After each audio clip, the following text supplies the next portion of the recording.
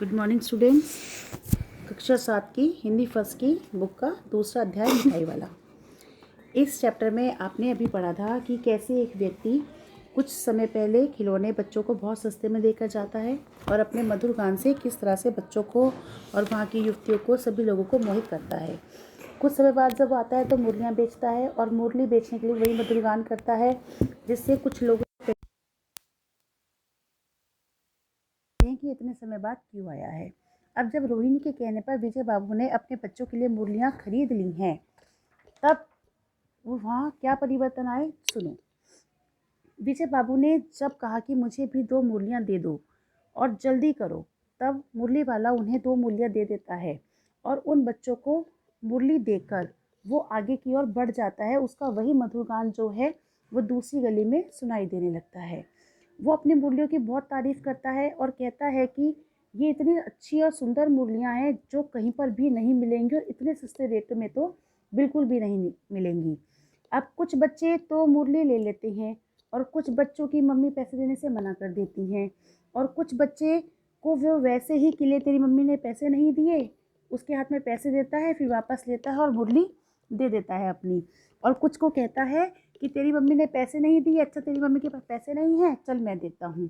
वो मुरली सब बच्चों को दे के आगे और बढ़ जाता है। अब कुछ समय बीत जाता है। जो मुरली वाले की यादें होती हैं वो कुछ समय तक लोगों के मन पे रहती है, उसके बाद धीरे धीरे भूलने लगती हैं। अब मुरली वाला कुछ समय के लिए फिर से गायब हो जाता है। फिर करीब 8 महीने बाद वो वापस उसकी आवाज़ सुनाई देने लगती है गलियों में मिठाई वाले के रूप में। बच्चों को बहलाने वाला मिठाई वाला। उसके मधुर गान से गली के लोग और जो बच्चे थे वो कुछ उसकी आवाज़ पहचान कर उसके पास इकट्ठे होने लग जाते हैं। मिठाई वाले के स्वर से सभी लोग परिचित होते हुए नज़र आ रहे थे। उसकी आवाज़ सुनकर जो चुन्नू मुन्नू की माँ रोहिणी थी वो भी नीचे आई। उस समय उनके पिता विजय बाबू घर पर नहीं थे। तब उसने अपनी सास से कहा कि मिठाई लेनी है, इसलिए मिठाई वालों को रोक लो। तब मिठाई वाले को उसकी सास ने जब आकर रोका, तब उसने कहा कितने की दी? तो कहता है माई कि ए मिठाई वाले इधर आ, कितने की दी? तो कहता है मेरी मिठाइयाँ बहुत अच्छी हैं और 16 दी मैंने। तो दादी बोली 16 तो बहुत कम है, 25 देते कम से कम। उस समय मिठाई वाला अपनी मिठाइयों की बहुत सी तारीफ़ करता है, जैसे रंग बिरंगी मिठाइयाँ हैं, खट्टी मीठी मिठाइयाँ हैं, जायकेदार है, मुंह में टिकती हैं, जल्दी नहीं घुलती हैं, बच्चे बड़े चाव से चूसते हैं, इनसे खांसी भी दूर रहती है, चपटी गोल पहलदार गोलियाँ हर तरह की हैं और मैं पैसे की 16 ही देता हूँ। तब दादी ने कहा 25 लगा लो, तो उसने साफ मना कर दिया। फिर रोहिणी ने कहा चलो ले लो, कोई बात नहीं। तो कहते हैं 20 से कम तो बिल्कुल नहीं लूँगी। रोहिणी की दादी रोहिणी ने जब दादी को मिठाइयाँ लेने के लिए कहा, तब दादी ने एहसान सा पटक कर मिठाई वाले के ऊपर उससे मिठाइयाँ ले ली और मिठाई वाला धीरे धीरे अपनी मिठाइयों की गिनती शुरू कर दी। तो उसने कहा कि चलो 4 पैसे की दे दो, 25 नहीं 20 ही सही। तब बूढ़ी दादी मोल भाव करने में पक्की थी, इसलिए उन्होंने ले ली। अब दादी ने जब उससे मिठाइयाँ ली तो मोल भाव करते समय दादी जो है वो अंदर ही अंदर मुस्कुरा रही थी कि मैंने तो मिठाई वाले से सस्ती मिठाइयाँ ले ली। अब रोहिणी जो थी उसने दादी से कहा कि इससे पूछो तुम इस शहर में पहले कभी आए हो क्या? यहाँ के तो नहीं लगते हो। तो दादी के कथन दोहराने की ज़रूरत ही नहीं पड़ी। मिठाई वाले ने उसकी बात सुन ली और उत्तर दिया कि हाँ मैं पहले भी कई बार आ चुका हूँ। तो उसने पूछा कि मिठाई बेचते थे? नहीं, पहले मैं खिलौने लेकर आया था और उसके बाद मुरली लेकर आया था। अब रोहिणी के अंदर जो थी मिठाई वाले के लिए कुछ और अधिक बातें जानने की उत्सुकता जागी।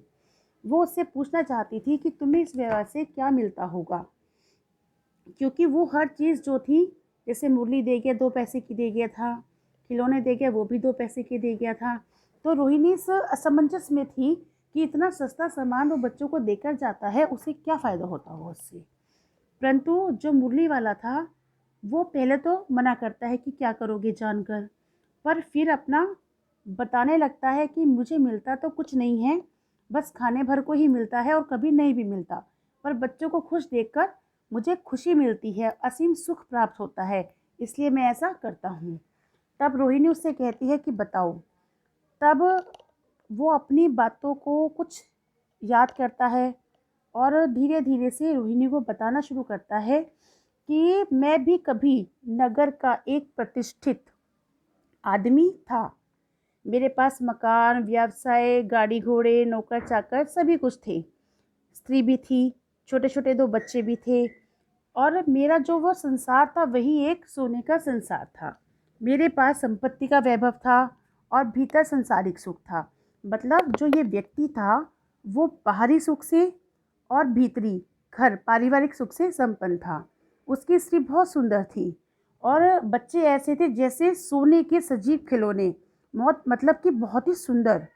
उनकी अटखेलियाँ जो वो खेल करते थे उसकी वजह से उनके पूरे घर में लगातार हलचल मची रहती थी, शोरगुल होता रहता था, वो जो उसे बहुत पसंद आता था। परंतु समय बहुत बलवान होता है उसके साथ कुछ ऐसी घटना घटी कि उसके जो परिवारजन थे वो सभी चल बसे। अब दादी ने जब ये बात सुनी तो दादी के जो प्राण थे वो अटक गए। वो ना तो अंदर को सांस ले पा रही थी और ना ही बाहर निकाल पा रही थी। मतलब सुनकर वो हैरान रह गई थी। इसलिए उसने अपने बच्चों की आगे खोज के विषय में बताया। उसने कहा कि मैं अपने बच्चों को खोज रहा हूँ क्योंकि उन्होंने कहीं ना कहीं तो जन्म लिया ही होगा और हो सकता है कि इन बच्चों में रहकर मैं उन्हें ढूंढ लूँ, उन्हें खुश कर सकूँ। और इस तरह अगर मैं नहीं करूँगा तो घुल घुल कर अंदर ही अंदर मरता रहूँगा। मतलब अपने बच्चों को, अपने परिवार को याद करके वो अंदर ही अंदर घुलता रहेगा। इसलिए अपने आप को सुख पहुंचाने के लिए, संतोष पहुंचाने के लिए वे छोटे छोटे बच्चों के साथ घुलता मिलता है, अपने मधुर गान से उन्हें प्रभावित करता है और उन्हें सस्ता सामान देकर अपने आप को सुखी महसूस करता है, ताकि उसे ऐसा लगे कि वो अपने बच्चों के साथ ही हंस खेल रहा है, घुल मिल रहा है। और उन्हें लगता है कि जो ये बच्चे उसके सामने उछल कूद रहे हैं, हंस खेल रहे हैं, वही उसकी अपनी संतान है। उस व्यक्ति के पास जो है पैसे की कमी नहीं है, परंतु उसके अंदर जो कमी है, उसके पास जो कमी है वो है सुख की। जो बच्चों से प्राप्त होने वाला सुख है या घर के अंदर जो मनुष्य को सुख मिलता है, उस चीज़ की कमी को पूरा करने के लिए वो इस तरह से गलियों में फेरी लगाता है, अपना महंगा सामान लाता है और बच्चों को सस्ते दामों पर हंसते खेलते खुश होकर दे जाता है। क्योंकि वो अपने अंदर जो है क्या करना चाहता है, बच्चों की अपने अंदर जो बच्चों के प्रति उसकी भावना है, प्यार है, उसे दिखाना चाहता है। अब उसकी ये बातें जब सुनी तो रोहिणी को भी बड़ा आश्चर्य व दुख हुआ और उसने देखा कि जो मिठाई वाला है उसकी आंखों में भी आंसू भर आए हैं। उसी समय क्या होता है कि जो चुन्नू मुन्नू दोनों बच्चे होते हैं वो भी अपनी माता के पास आ जाते हैं और बोलते हैं हमें भी मिठाई दे दो। तब वो जो मिठाई वाला है उसे उन दोनों बच्चों को देखकर अपने बच्चों की बहुत याद आती है और वो कहता है कि मिठाई मुझसे लो, और फटाफट से कागज़ की 2 गुड़ियाँ बनाकर मिठाई की उन बच्चों को दे देता है। अब रोहिणी जो है वो पैसे फेंकती है, परंतु उसके पैसे फेंके और वो पैसे मतलब देखता नहीं है, वो उससे पहले ही अपनी पेटी को उठाकर बाहर चल देता है, सिर्फ इतना कहते हुए कि मैं इस बार पैसे ना लूँगा। दादी बोलती है कि अरे अरे अपने पैसे लिए जा, हम फ्री में किसी का सामान नहीं रखते। परंतु जो मिठाई वाला है वो तो दादी की बात बिना सुने ही आगे बढ़ जाता है और अपने उसी मधुर गान में फिर से गीत गाना शुरू कर देता है और बच्चों को बहलाना शुरू कर देता है। तो बच्चों देखो, इस जो कहानी से हमें क्या ज्ञान प्राप्त हो रहा है, क्या शिक्षा मिल रही है कि हमारे जीवन में संतोष से बढ़कर अन्य कोई भी लाभ नहीं है। जो मनुष्य इस विशेष सद्गुण से संपन्न है वह इस संसार में सबसे अधिक धनी व्यक्ति है। उससे अधिक धनवान और कोई भी नहीं है। इसलिए मनुष्य को सदा दूसरों को प्रसन्न रखने में ही अपने सुख की प्राप्ति अनुभव होनी चाहिए और संसार के सभी बच्चों के साथ एक निश्चल प्रेम रखना चाहिए, क्योंकि बच्चों से भेदभाव करने वाले को तो ईश्वर भी पसंद नहीं करते। इसलिए बच्चों के चेहरे पर यदि मुस्कान बनी रहती है तो वह हमारे जीवन की सबसे अधिक महत्वपूर्ण पूंजी है। इसलिए हमें बिना किसी भेदभाव को किए बच्चों के साथ प्रेम करना चाहिए तथा अपने अंदर प्रेम, ममता, संवेदनशीलता आदि ऐसे गुणों को विकसित करना चाहिए जो दूसरों को भी सुख देने में सहायक हो सके। तो बच्चों, इस कहानी से हमें एक बहुत अच्छी शिक्षा भी मिलती है और हमें व्यवहार में लाने के लिए कुछ गुण भी प्राप्त होते हैं। अब हमें इस कहानी के कुछ शब्द अर्थ करने हैं। उसके बाद देखिए आपके क्वेश्चन आंसर है, 4 से 5 जगह क्वेश्चन आंसर दिए गए हैं। उन सब क्वेश्चन आंसर को आपको फाइंड आउट करना है। ठीक है, सबसे पहले मैं वर्ड मीनिंग बोल रही हूँ, ज़रा उन्हें अंडरलाइन कीजिए।